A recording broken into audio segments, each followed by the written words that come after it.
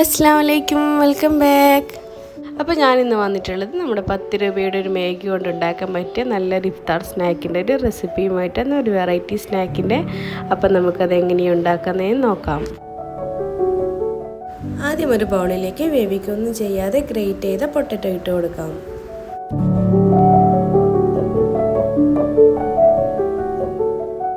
ഇനി അതിലേക്ക് ചെറുതായി അരിഞ്ഞ് സവാള ചേർത്ത് കൊടുക്കാം. ഇനി അതിലേക്ക് ചെറുതായി അരിഞ്ഞു വെച്ച മല്ലിയിലയും പച്ചമുളകും ചേർത്ത് കൊടുക്കാം.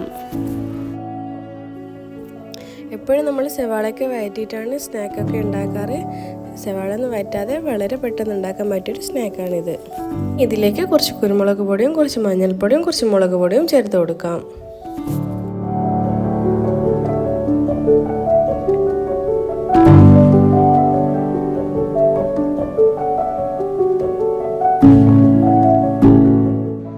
ഇനി ഇതിലേക്ക് ആവശ്യത്തിനുള്ള ഉപ്പും ഒരു 2 ടേബിൾ സ്പൂൺ മൈദപ്പൊടിയും ചേർത്ത് കൊടുക്കാം.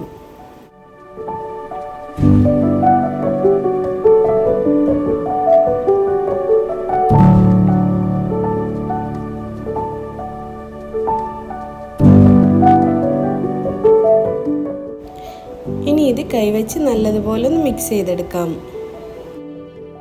ഇത് മിക്സ് ചെയ്യുന്ന ടൈമിൽ വെള്ളമൊന്നും ചേർക്കേണ്ട ആവശ്യമില്ല. പൊട്ടറ്റോയിൽ തന്നെ നല്ലപോലെ വെള്ളം ഉണ്ടാവും. നമുക്ക് ഇതിപ്പോൾ മിക്സ് ചെയ്ത് കുഴച്ച് നോക്കുമ്പോൾ നമുക്ക് മനസ്സിലാവും ലൂസാണോ ടൈറ്റാണെന്നൊക്കെ.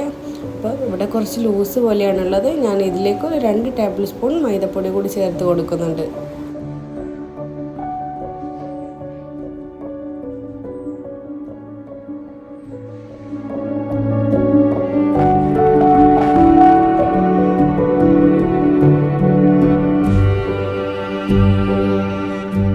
ഇനി ഇത് നമുക്ക് ഒന്നുകൂടി ഒന്ന് മിക്സ് ചെയ്തെടുക്കാം. ഇനി നമുക്ക് മുഴുവനും ഈ ഒരു ഷേപ്പിലാക്കി മാറ്റി വെക്കാം. നിങ്ങൾക്ക് ഈ ഒരു ഷേപ്പ് ആക്കുന്ന ടൈമിൽ കുറച്ച് ലൂസ് പോലെ തോന്നുന്നുണ്ടെങ്കിൽ കുറച്ചുകൂടി മൈദ ഇട്ട് മിക്സ് ചെയ്ത് നല്ലപോലെ ടൈറ്റ് ചെയ്തിട്ട് ഈ ഒരു ഷേപ്പ് ആക്കിയാൽ മതി.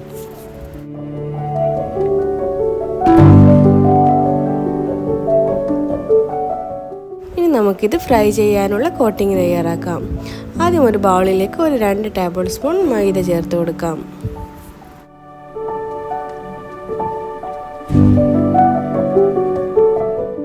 ഇനി നമുക്കതിലേക്ക് നമ്മുടെ മാഗിയിൽ വരുന്ന ആ ഒരു കവറില്ല, ആ ഒരു പൗഡറിൻ്റെ കവർ, അത് പൊട്ടിച്ചിട്ട് ഇട്ട് കൊടുക്കാം.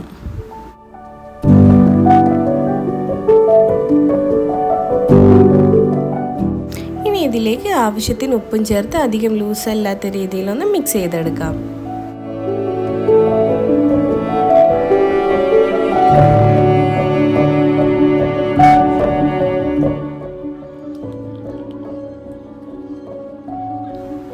ഇനി നമുക്ക് ഈ മാഗി ഒന്ന് നല്ലതുപോലെ ഒന്ന് കൈവച്ചിട്ടൊന്ന് പൊടിച്ചെടുക്കാം. മിക്സിയിലിട്ട് പൊടിക്കുമ്പോൾ നല്ലതുപോലെ പൊടിഞ്ഞു പോകും. അതുകൊണ്ട് കൈവച്ചിട്ട് നല്ലപോലെ ഒന്ന് പൊടിച്ചെടുക്കാം.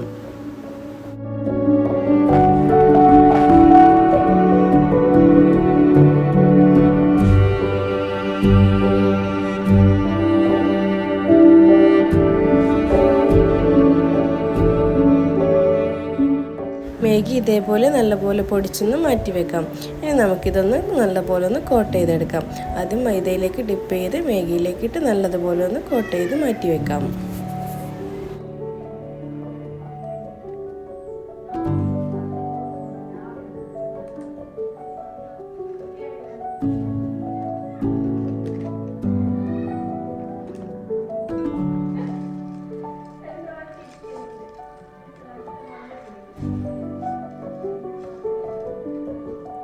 നമ്മളിത് മാഗിയിൽ കോട്ട് ചെയ്യുന്ന ടൈമിൽ കുറച്ച് ലൂസ് പോലെ ഉണ്ടാകുക.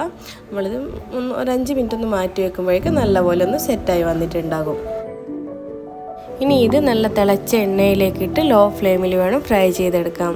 നമ്മൾ പൊട്ടറ്റോ ഒന്ന് വേവിക്കാത്തത് കൊണ്ട് ഉള്ളൊക്കെ നല്ലപോലെ വെന്ത് വരണം. അതുകൊണ്ടാണ് ലോ ഫ്ലെയിമിലിട്ടിട്ട് ഫ്രൈ ചെയ്യാൻ പറയുന്നത്. ഇനി നമുക്കിത് നല്ലപോലെ ഒന്ന് ഫ്രൈ ചെയ്തെടുക്കാം.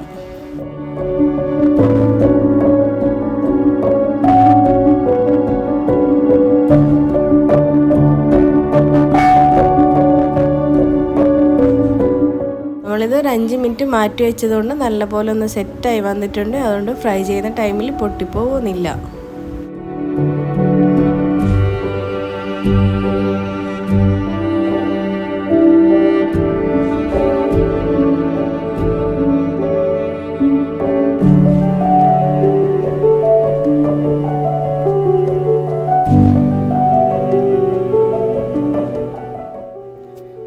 വീട്ടിൽ ഗസ്റ്റൊക്കെ വരുമ്പോൾ നമുക്ക് പെട്ടെന്ന് ഉണ്ടാക്കി കൊടുക്കാൻ പറ്റിയൊരു സ്നാക്കാണിത്.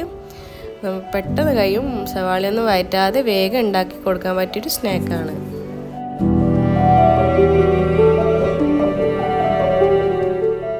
അതേപോലെ ലോ ഫ്ലെയിമിലിട്ട് നല്ലൊരു ഗോൾഡൻ കളറാകുന്ന പോലെ നല്ലപോലെ ഒന്ന് ഫ്രൈ ചെയ്തെടുക്കാം.